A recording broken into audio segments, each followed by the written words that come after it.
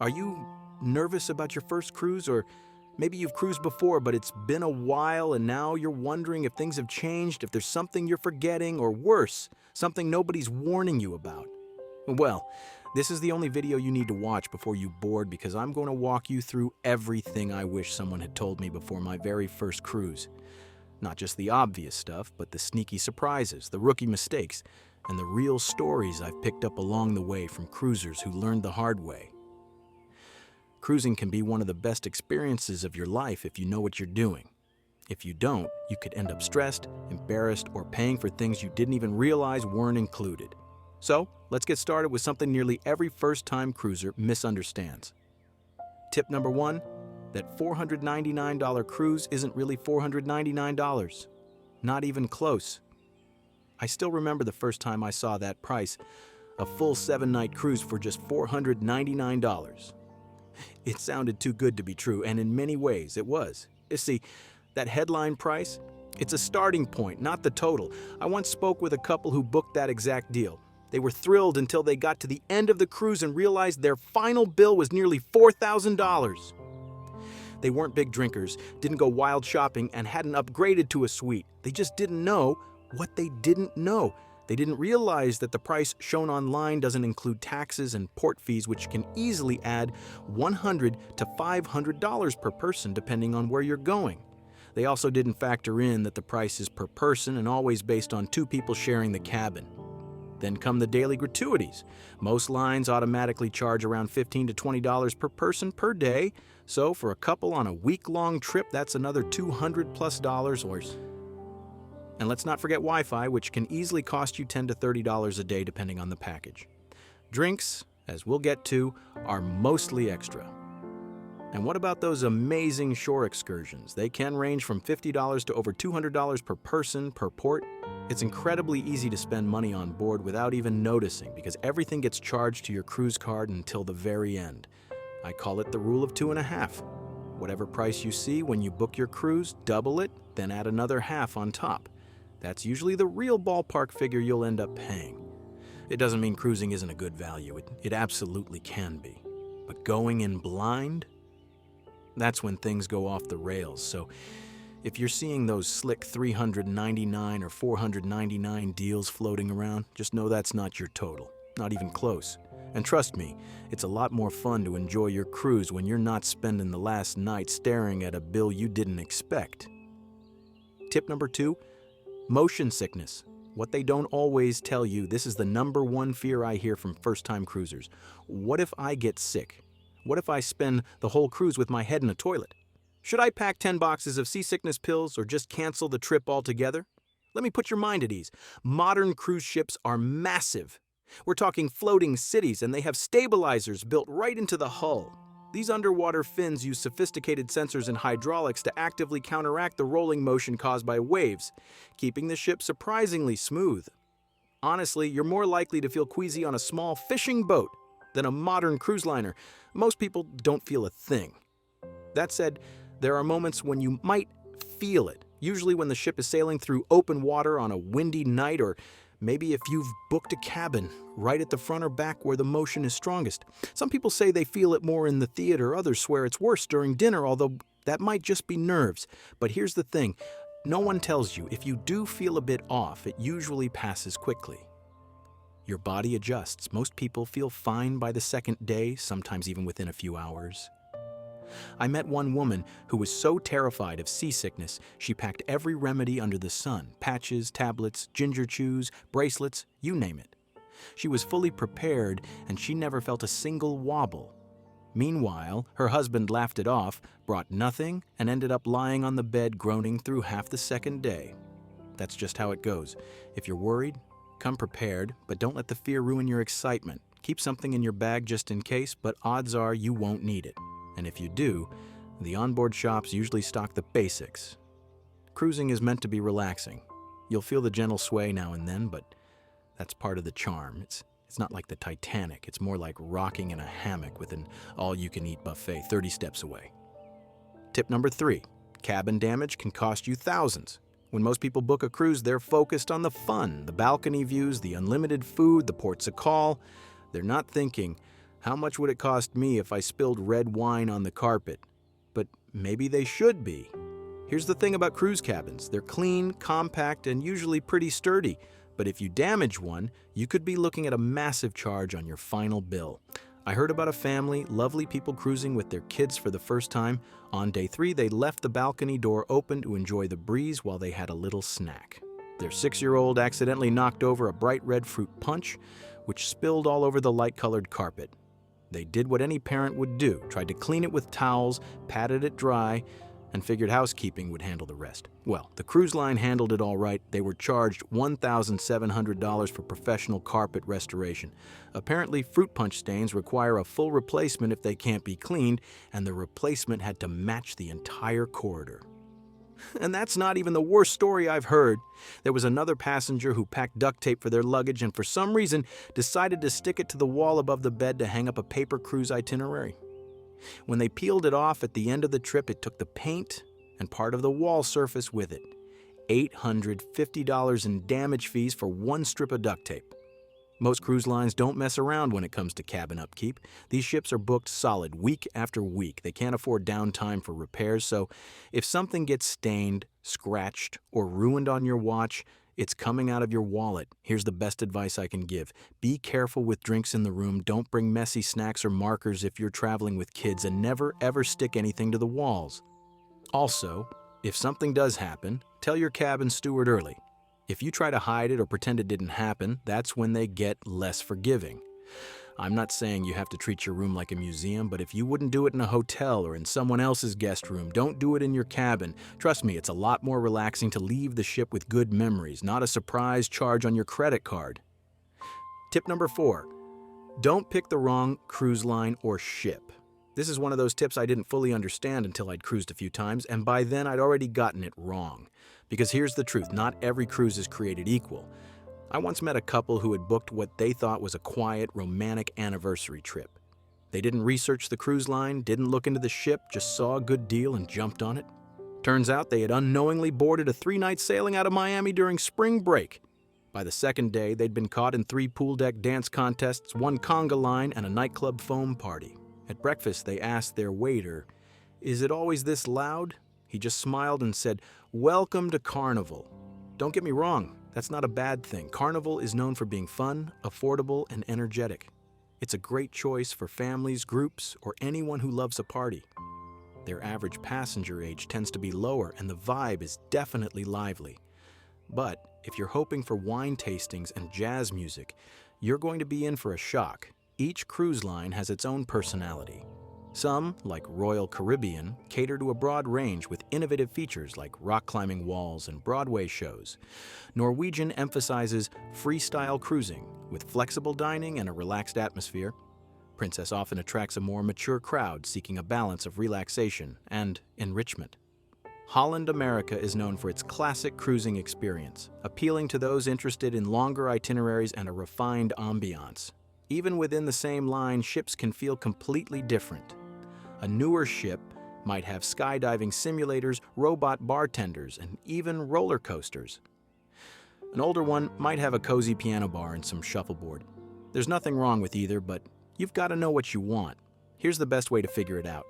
Go to the cruise line's website and look at the pictures. Pay attention to who's in them. If everyone looks like a 20-something in a bikini holding a cocktail, that's who the cruise is designed for. If it's couples enjoying spa treatments and sunset views, you're probably in for a calmer, more relaxed trip. I always tell people the right cruise can feel like a dream vacation, the wrong one like you accidentally crashed someone else's party. So, do a little homework before you book, because your experience on board has a lot more to do with the ship than the itinerary. And if you get it right, you'll never want a vacation any other way again. Tip number 5, Wi-Fi isn't what it used to be. Ask anyone who cruised 5 or 10 years ago about cruise ship Wi-Fi, and they'll probably groan, roll their eyes, and say something like, "Yeah, good luck with that."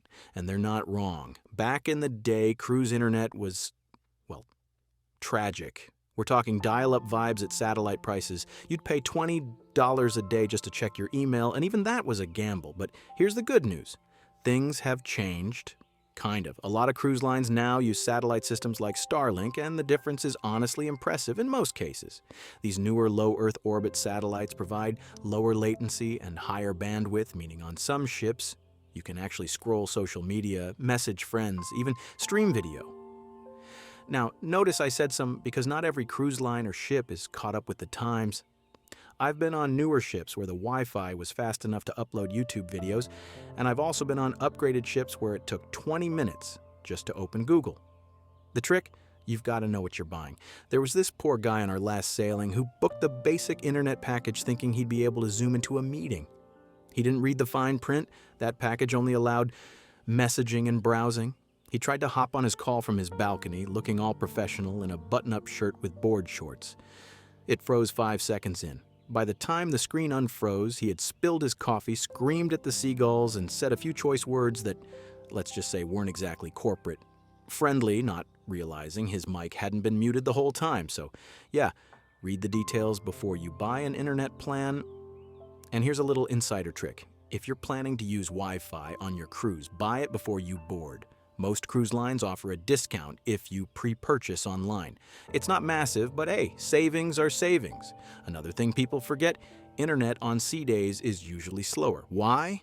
Because everyone's on board trying to connect at the same time. So if you need to send photos or videos, try doing it first thing in the morning or late at night when everyone else is sleeping or dancing in the nightclub. Oh, and don't forget to turn off automatic updates on your phone and apps. You don't want your phone eating up all your data in the background, downloading the latest Candy Crush levels while you're just trying to message your mom. So yes, cruise ship Wi-Fi has come a long way, but it's still not perfect. And if your vacation plan includes TikToking every mojito or streaming Netflix while sunbathing, just make sure you pick a ship that can actually handle it, or your cruise memories might include more buffering than beaches. Tip number 6. Boarding time mistakes can get you denied. Let me tell you a little story that still gives me secondhand stress.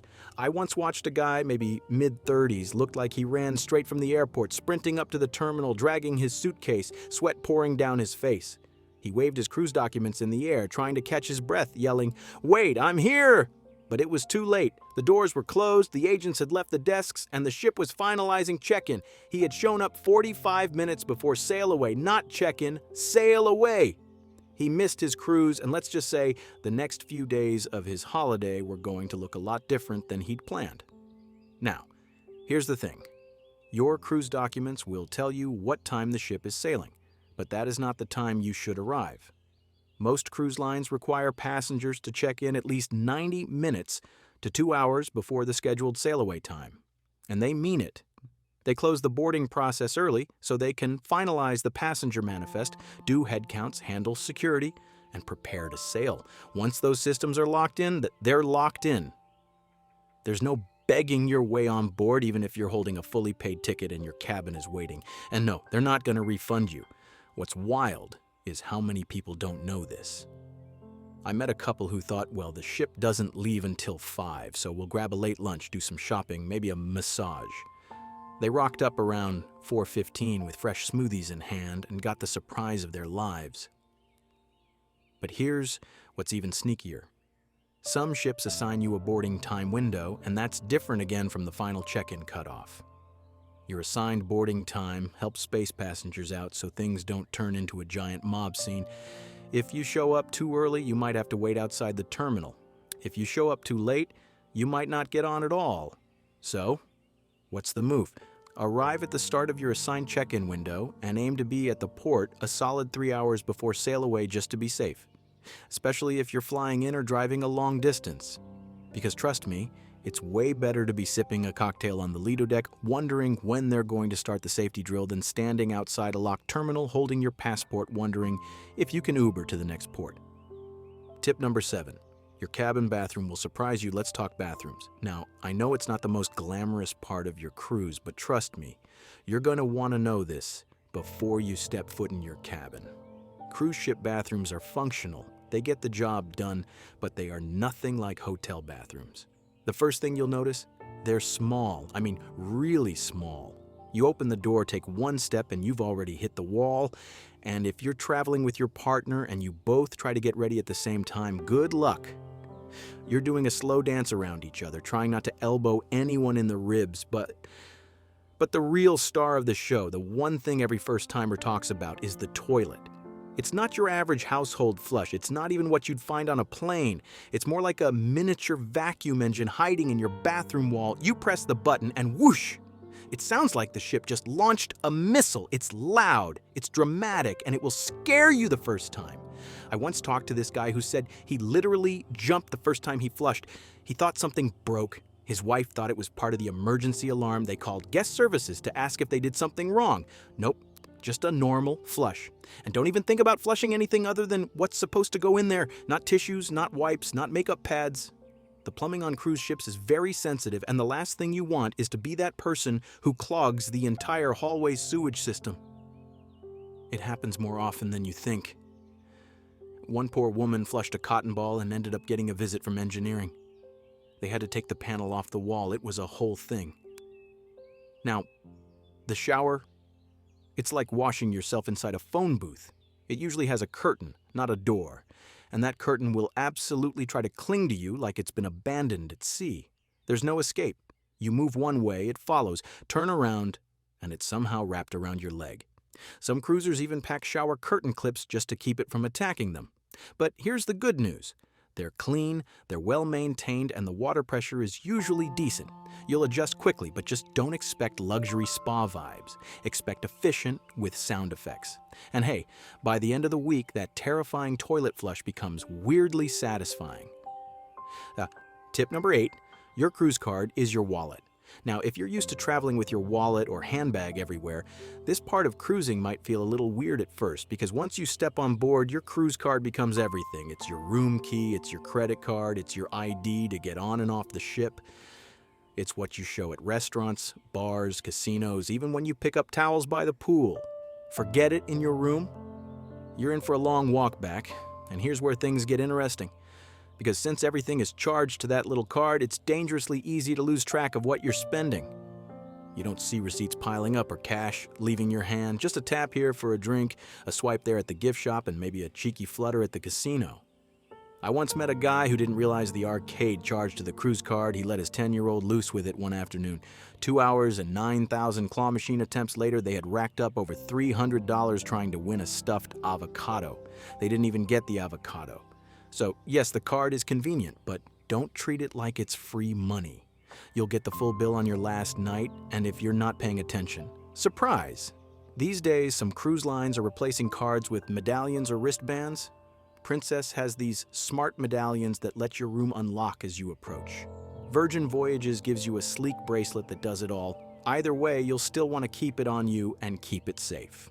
Now here's a tip that might save you stress. Bring a lanyard or card holder that you can wear around your neck or clip to your bag. Some even come with waterproof cases for port days. It's much better than fishing through your pockets every 5 minutes. And whatever you do, don't lose your card. If you do, head straight to guest services. They can replace it, but you'll want to cancel the old one fast in case someone else picks it up. Because whether you're buying a drink, signing up for an excursion, or just trying to get back to your cabin after dancing all night, that little plastic card or fancy wearable is your cruise life. Tip number 9. Most drinks aren't included, and that can sting. You've probably heard that food is included on a cruise, and that part is true. You can eat until your stretchy pants plead for mercy. But drinks, that's where things get sneaky. And I don't just mean cocktails, I mean soft drinks, bottled water, specialty coffees, even some juices. All of those not included on most mainstream cruise lines. I once met this lovely older couple, first-time cruisers, so sweet, and they had no idea. They just assumed everything was included. On the first day, they were ordering bottled water at the bar, grabbing sodas at lunch, and racking up specialty lattes from the cafe. By the end of day 3, they got their running balance printed out and nearly fainted. "Who drank 12 Sprites?" the husband asked. Turns out he did. On most ships, you'll get free basic coffee, tea, tap water, and sometimes lemonade or iced tea in the buffet. But anything beyond that, It's going to show up on your bill, which brings us to drink packages.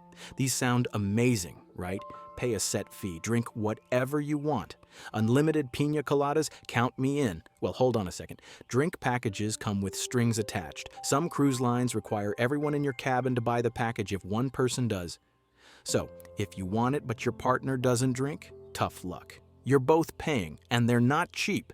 It's not unusual to see packages running $70 to $100 per person per day. To break even, most passengers need to drink 6 to 10 alcoholic drinks a day. Some do, no judgment, but a lot don't, especially on port-heavy cruises when you're off the ship most of the day. I talked to one guy who thought he was outsmarting the system. He loaded up at breakfast with 4 mimosas, 2 Bloody Marys, and a double espresso martini, all before 11 a.m. Let's just say he didn't make it to lunch or remember most of Jamaica. Here's my honest advice. If you drink moderately, skip the full package. You can always buy drinks a la carte, and most cruise lines let you bring on a bottle or 2 of wine on embarkation day. And whatever you do, check your receipt before you tip. Most drinks already have an automatic gratuity added. I've seen people accidentally double tip without realizing it until they saw the final bill. So yeah, drinks can definitely sting, but knowing this now means you can plan, save, and still sip something fancy by the pool without needing a second mortgage by the time you get home. Tip number 10, elevator drama and stair hacks. Here's something you'll learn quickly once you board. Cruise ship elevators have 2 speeds, slow, and why is this not moving? Especially on embarkation day, disembarkation day, and right after dinner, you'll wait, and wait, and wait. It's not that there aren't enough elevators, it's that everyone's trying to use them at once, and there are a lot of decks, and most people are in vacation mode, so they're not exactly quick about it.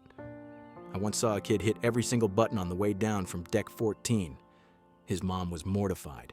The rest of us, stuck in what felt like an elevator version of a city bus, wrote, "We hit every floor twice." But there are a couple of tricks to beating elevator madness and saving your sanity.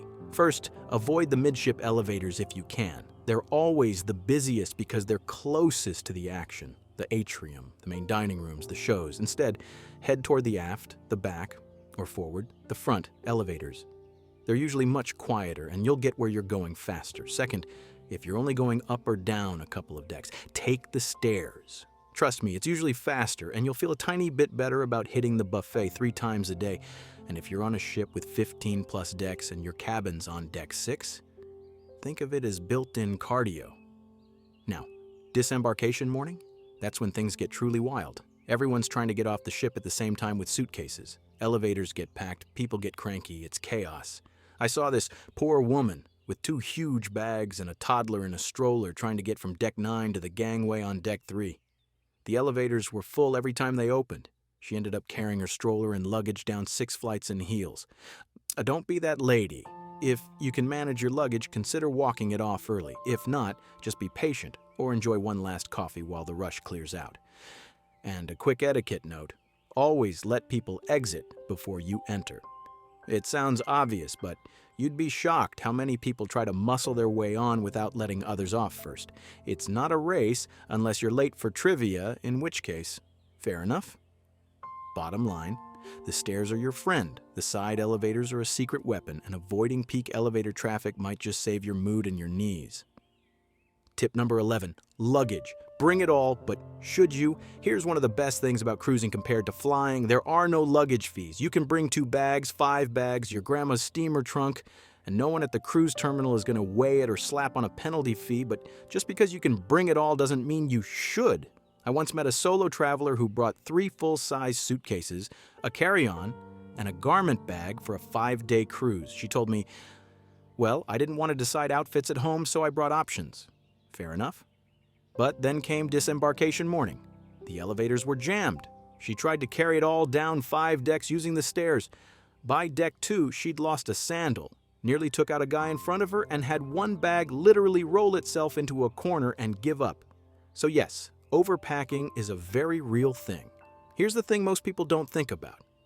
Your cabin is not a walk-in closet. You have limited space, and that includes your luggage. Thankfully, most beds are designed with storage underneath. You can slide your suitcases right under there and keep the room from feeling like a storage unit. But still, pack smart. Think mix and match outfits, re-wearing basics, and packing cubes if you're into that sort of thing. And plan for your embarkation and disembarkation days. When you board, your main luggage might not arrive at your cabin until late afternoon or evening, so keep a carry-on bag with essentials, medication, chargers, documents, maybe a change of clothes or swimwear if you want to hit the pool early. And on the way off, you've got two choices: self-assist disembarkation, where you carry your own luggage off the ship, or assisted disembarkation, where you leave your bags outside your door the night before and they're delivered to the terminal for you.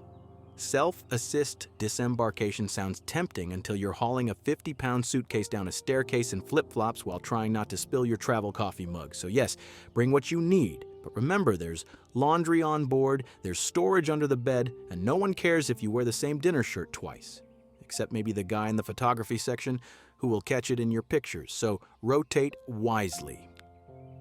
Tip number 12. Formal night isn't that formal. When I booked my first cruise, I'll be honest, I had no idea what formal night actually meant. I pictured tuxedos, gowns, fancy ballroom music.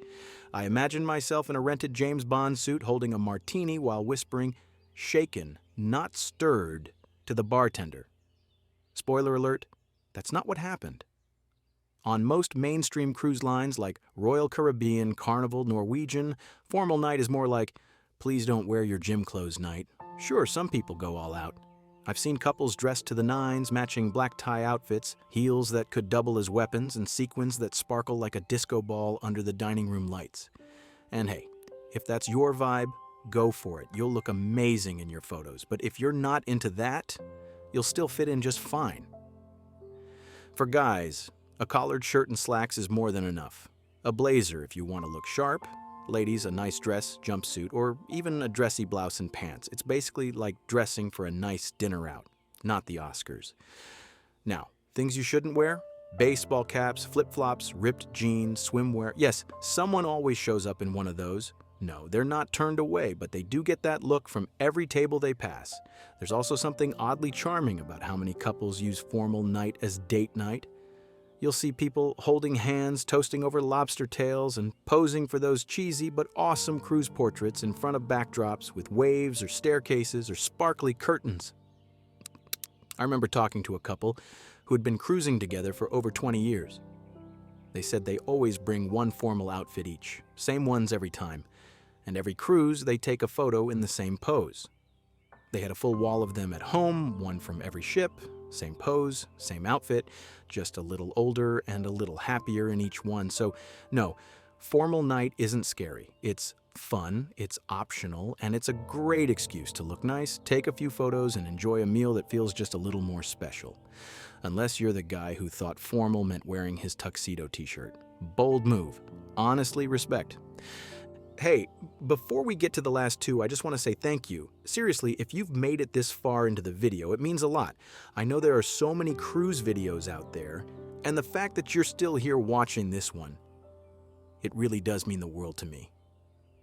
If you've learned something new today, or if this video helped you feel a little more confident about your upcoming cruise, I'd be so grateful if you gave it a like. And if you haven't already, I'd love to have you subscribe. It helps this little channel reach more people, and it keeps me going so I can keep making videos like this for you. And here's a fun little thing. If you made it all the way to this part of the video, drop the words "cruise for you" in the comments. That way I'll know you were one of the legends who stuck around, and I'll personally come thank you in the replies. All right, deep breath. We've saved two of the most important ones for last. Tip number 13, if you miss the ship, it's game over. This one's a little dramatic, but for good reason, because unlike a bus or a train or even a flight, your cruise ship will not wait for you. The schedule is tight, the port authorities run on the minute, and once that all aboard time hits, the gangway is up and the ship is gone. And yes, it happens to people all the time. I once watched it play out right in front of me. We were docked in Cozumel, the sun was setting, and the horn had already blown. Everyone was leaning over the railings, drinks in hand, watching the last few passengers hustle back. And then we saw them. Two people sprinting down the pier, bags flapping, waving their arms in the air. Too late. The security team was already pulling the bridge in. They stopped at the edge, totally out of breath, eyes wide as the ship slowly drifted away. Everyone on deck cheering. Some people clapped. One guy yelled, "You had one job." It was funny and brutal. Turns out they got distracted at a tequila tasting downtown and lost track of time, Mom. They had to book a hotel that night, then buy emergency flights to try and catch up with the ship at the next port. That little detour cost them over $700, and trust me, cruise lines aren't obligated to help you in that situation. If you're late, you're on your own. They'll hold your passport at the port office, but they won't hold the ship. So, how do you avoid becoming a pier runner? It's simple. Get back early. If your all-aboard time is 4:30 p.m., plan to be back by 3:30 p.m. Port clocks and ship clocks don't always sync, especially if your phone updates automatically. I've seen phones switch to local time and confuse passengers completely. One smart traveler told me he always wears a simple analog watch. On cruises, no time zone shifts, no digital drama. Just ship time every time. Because once those engines fire up, there's no begging your way back on board. You'll be waving from the dock with a front row seat to the cruise you just missed. Tip number 14. Why you'll keep cruising even if you thought you'd hate it. Let's end on something honest. I wasn't sure I'd love cruising when I first tried it. I thought it was for retirees or families or people who like routines and group activities. I didn't think it was for someone like me. But that first trip, it completely changed my mind. There's something about being out on the open ocean, waking up in a new place every morning, meeting interesting people from all walks of life, and having this floating hotel take care of all the logistics while you just relax and explore. Whether you're into adventurous shore excursions, indulging in amazing food, catching a Broadway-caliber show, or simply lounging by the pool with a good book, there really is something for everyone. And the convenience, unpacking once and waking up in a new paradise, it's hard to beat. Even if you think you're not a cruise person, you might just surprise yourself. Millions of people take to the seas every year, and there's a reason why so many become repeat cruisers. That feeling of the ocean breeze, the endless horizon, the sense of escape, it's addictive in the best way possible. So, go into your first cruise armed with this knowledge, ready for a few surprises and open to an incredible experience. You might just find yourself booking your next one before you even disembark. Bon voyage!